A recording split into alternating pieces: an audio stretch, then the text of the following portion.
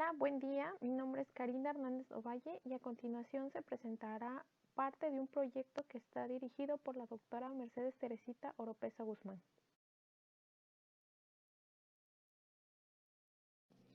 El sector agrícola es el mayor consumidor de agua dulce en el mundo y debido a la mala planeación es el principal factor de la escasez de agua superficial y subterránea.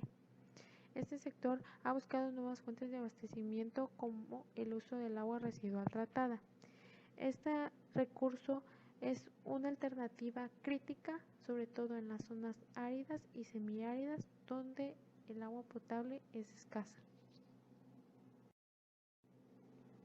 En el territorio mexicano, las zonas más afectadas por la escasez de agua son las ubicadas en la frontera norte, por ejemplo, Baja California, que tiene como fuentes principales solamente dos: el río Colorado, caudal que comparte con el país vecino, y los acuíferos regionales. Además de la escasez de agua, Baja California solo utiliza el 10% de su agua residual tratada y el 90% simplemente es vertida al mar. En Baja California se requiere de una innovación. No es suficiente seguir dependiendo del suministro del río Colorado y de los acuíferos. Entre los proyectos en materia de agua se encuentra la CES, que cuenta con dos de las plantas más modernas que producen agua de calidad de reuso o también denominada agua morada. La CES activó el proyecto Morado, que tiene dos grandes objetivos: el crear una cultura ecológica del agua y brindar oportunidades para la investigación. El desarrollo de nuevas investigaciones en materia de reuso de aguas tratadas es importante porque se desconoce mucha información acerca de su contenido en nutrientes. En un trabajo de tesis reciente, se analizaron los contenidos de nitrógeno y fósforos totales en agua de tubo morado y se encontraron altas concentraciones en este tipo de agua. Estos nutrientes son importantes para el crecimiento vegetativo de las plantas, la floración y los frutos, pero además se desconoce qué otro tipo de nutrientes tenga este tipo de agua, como por ejemplo el potasio, que es importante para el desarrollo radicular y bienestar general de la planta. Además, en este trabajo también analizaron el suelo regado con agua de tubo morado y ahí se encontraron bajos contenidos de nitrógeno y fósforo. Como podemos ver en la imagen, el suelo es el principal intermediario entre la absorción de los nutrientes por parte de la planta. Ante este panorama, es complejo determinar hasta qué punto el contenido del agua recuperada es benéfica para el crecimiento de la planta. Se desconoce la especiación de los nutrientes y se tiene la interferencia de la matriz del suelo. Por este motivo, una alternativa para conocer de forma directa el impacto que provoca el agua morada en el crecimiento de la planta es el cultivo hidropónico. El objetivo de este proyecto es evaluar el efecto del agua morada sobre los parámetros agrofísicos de la planta. Algunos resultados reportados del uso del agua residual en cultivos tradicionales con matriz de suelo son los de Mann y colaboradores, donde estudiaron el agua residual cruda, el agua residual tratada y el agua de pozo en cultivos de alfalfa. Encontraron en las aguas residuales la presencia de nitrógenos, fósforos y potasios, que son los nutrientes principales para el crecimiento de las plantas, y también se observa en una cantidad mayor en comparación con el agua de pozo. También reportaron el área de hoja promedio de las plantas de alfalfa y la altura de la planta, encontrando los mejores resultados en el agua residual cruda y en el agua residual tratada para el área de hoja promedio y los mejores resultados para el agua residual cruda y el agua residual tratada para la altura de la planta, con una diferencia estadística significativa en comparación con el agua de pozo.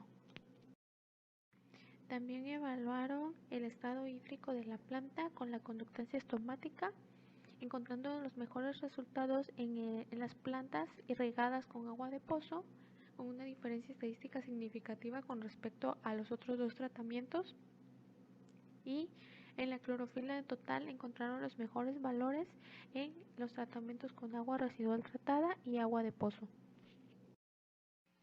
La metodología que se siguió fue esta: se sembraron las semillas en camas de germinación con vermiculita, se regó con una solución de nutrientes y se trasplantaron cuando alcanzaron un tamaño ideal al sistema hidropónico de técnica Ed and Flow. Este es un esquema del sistema, que es una cama con sustrato inerte, que utilizamos piedra volcánica, un sistema de drenaje tipo sifón y un reservorio para recircular el agua. El pH y la conductividad eléctrica se analizaron en el laboratorio.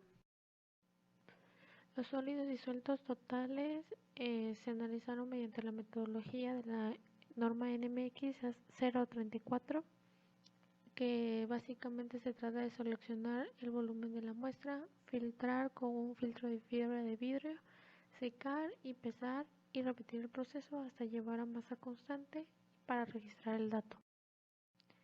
El contenido de nutrientes: se analizaron los aniones por cromatografía iónica, nitratos, nitritos, los fosfatos, y el potasio y magnesio se analizaron por emisión atómica con fuente de plasma. Los parámetros de la planta que se analizaron fueron la longitud, el área foliar, el peso fresco y el peso seco, además del número de hojas que se encuentra aquí. La clorofila total se analizó de esta forma: pesando la hoja, suspendiendo en nivetil sulfóxido, incubando las muestras, y el sobrenadante es donde se leyó la absorbancia a 663 y 645 nanómetros para realizar los siguientes cálculos. Por último, el índice estomático: se realizó un corte transversal a las hojas de lechuga para ver los estomas, contar los estomas y las células epidérmicas y realizar el siguiente cálculo. Los resultados en el agua se muestran a continuación. En el pH se observa que en el tratamiento con agua morada se encuentran por muy encima del intervalo óptimo para el crecimiento de la lechuga, que es entre 6.5 y 7.5. En el agua potable se encuentra un poco más dentro del rango, pero se eleva al final del ciclo de cultivo de la lechuga. Para la conductividad eléctrica podemos observar que en el tratamiento con agua morada es más alta la conductividad eléctrica que en el tratamiento con agua potable. En los sólidos disueltos totales podemos ver que va disminuyendo la concentración de sólidos con respecto al avance de los días en el ciclo de cultivo. En la cantidad de sólidos disueltos es más alta en el tratamiento con agua morada que en el tratamiento con agua potable. El contenido de nutrientes en ambos tratamientos es el siguiente: los nitratos en el agua potable fueron muy superiores al agua morada al inicio, y vemos que va finalizando el ciclo de cultivo, o sea, al final vemos que hay un consumo de todos los nutrientes. Para el nitrito no fueron detectables ni siquiera en el agua potable ni en el agua morada, por lo que no se colocan aquí. Para los fosfatos también fueron superiores a los contenidos de fosfatos en agua morada. Tal vez se encuentran en otras especies en el agua morada, pero esta especie pues se encuentra en mayor cantidad en el agua potable. Para el contenido total de potasio fueron igual superiores en el agua potable con respecto al agua morada, y el magnesio, contrario a esto, se encuentra en mayor cantidad en el agua morada que en el agua potable. Para el análisis de cultivo, estos son los resultados. La altura de la planta se ve que va creciendo conforme va pasando los días del ciclo de cultivo, y al finalizar vemos que en el agua potable es muchísimo mayor el crecimiento que en el agua morada con una diferencia estadística significativa. Letras diferentes significan que hay una diferencia estadística significativa durante todo el ciclo de cultivo. En el número de hojas ocurre exactamente lo mismo. Hay una diferencia entre ambos tratamientos obteniendo los mejores resultados en el agua potable con una diferencia estadística significativa. En el área promedio de las hojas vemos que exactamente ocurre lo mismo y tenemos los mejores resultados en el agua potable con una diferencia estadística significativa. En peso fresco no ocurre lo anterior, el peso va aumentando y hay una diferencia estadística significativa a mitad del ciclo de cultivo. Al inicio están casi iguales y al final sí se obtienen mejores resultados en el agua potable. Sin embargo, por el intervalo de error no hay una diferencia estadística significativa entre el promedio de las medias de los resultados al final del ciclo de cultivo. En el peso seco ocurre lo mismo que en el peso fresco, hay una diferencia estadística significativa a mitad del ciclo de cultivo y al final los mejores resultados se obtuvieron en el agua potable, pero no existe una diferencia significativa entre las medias.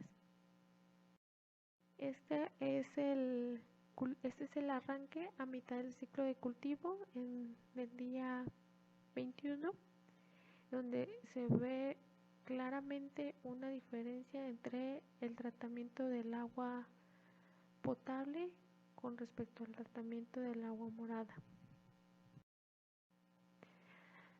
Para los parámetros bioquímicos, el índice estomático, se observa que no hay una diferencia estadística significativa durante todo el ciclo de cultivo, lo que indica que los órganos o los estomas de las plantas de lechuga se están desarrollando perfectamente bien como una planta de lechuga normal y que no tiene ningún tipo de estrés hídrico,